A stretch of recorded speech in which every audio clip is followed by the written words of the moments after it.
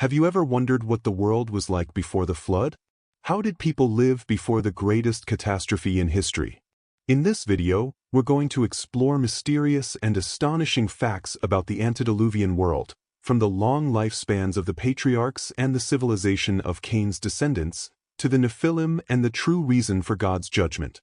So hit that like button, subscribe to the channel, turn on the notification bell, and share this video with everyone who loves history, the Bible, and ancient mysteries.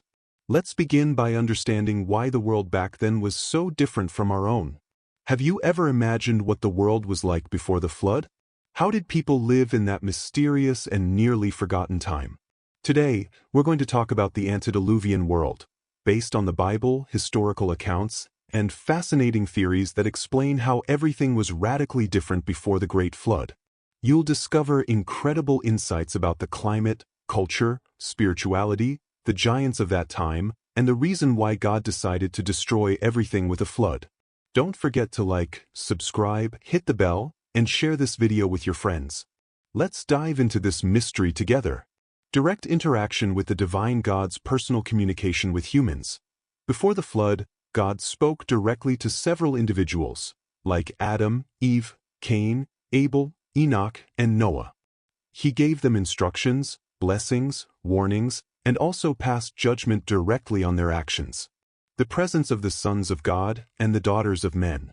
The Bible describes a union between heavenly beings, possibly fallen angels, and human women.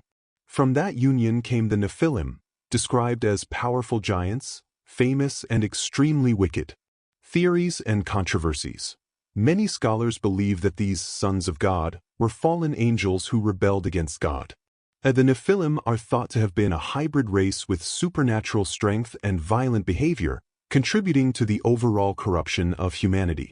The result of this impure mixture, the earth became increasingly corrupt and violent. This moral and spiritual decay was one of the key reasons God announced the coming flood. The rebellion of Lucifer. The origin of Lucifer. He was a powerful, wise, and beautiful angel, referred to as the morning star. He held a prominent position. He was the anointed cherub who covered God's throne. Lucifer's sin, pride filled his heart, and he wanted to be equal to God. Driven by ambition, he attempted to take God's place. The heavenly rebellion. Lucifer convinced a third of the angels to join him in his revolt.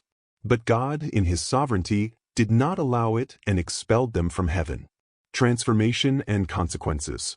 Lucifer became known as Satan, adversary. The angels who followed him became demons. This marked the beginning of the spiritual war between God's kingdom and the kingdom of darkness. Satan's revenge plan. Upon seeing the creation of Adam and Eve, Satan targeted them as a way to strike at God. He used the serpent to deceive Eve and introduce sin into the world. The fall of Adam and Eve and its consequences. The moment of temptation. Satan, disguised as a serpent, deceived Eve by making her question God. He told her that by eating the forbidden fruit, she would become like God, knowing good and evil. The disobedience of Eve and Adam. Eve, seduced by the lie, ate the fruit and gave some to Adam, who also disobeyed God. Their sin led to the loss of innocence and the rupture of their relationship with God. Immediate consequences. They realized they were naked and felt shame, something they had never experienced before. The authority God had given them over the earth was lost, and dominion passed to Satan. The entrance of sin into the world. From that moment on, sin entered humanity, bringing death, pain, suffering, and violence. The consequences spread across all of creation, permanently corrupting the relationship between humans and God. God's response. God expelled Adam and Eve from the Garden of Eden, distancing them from his presence. But he also gave a promise of redemption. A descendant of Eve would crush the serpent's head, referring to the coming of the Messiah. Cain and Abel's fratricide and its consequences. The story of Cain and Abel. Cain and Abel were sons of Adam and Eve. Cain was a farmer, and Abel was a shepherd. Both offered sacrifices to God. Abel gave the best of his flock, while Cain offered some of his crops without the same dedication. God's rejection of Cain's offering. God accepted Abel's offering but rejected Cain's. This stirred up anger and jealousy in Cain. God warned Cain about the sin lurking in his heart, but Cain ignored the warning and let envy take over. The murder of Abel. Driven by rage and jealousy, Cain killed his brother Abel in the field. When confronted by God, Cain lied and tried to avoid responsibility. Cain's punishment. God, knowing Cain's guilt, cursed him, making him a fugitive and wanderer on the earth. Cain feared being killed by others, so God placed a mark on him to protect him, ensuring that no one would harm him. The consequences for humanity. Cain founded the first city and had children, marking the beginning of human civilization.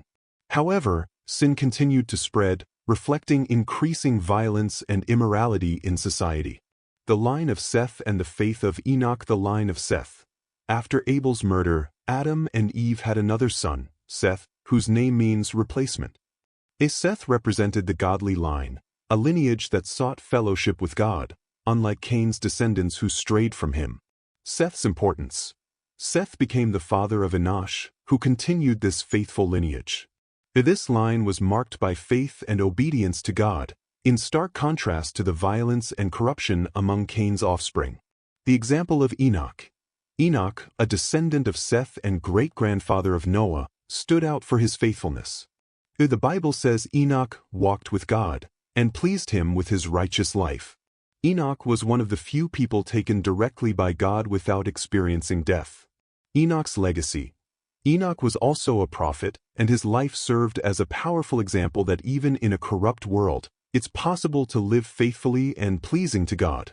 The Bible also says Enoch prophesied about God's coming judgment upon the wicked. Wicked.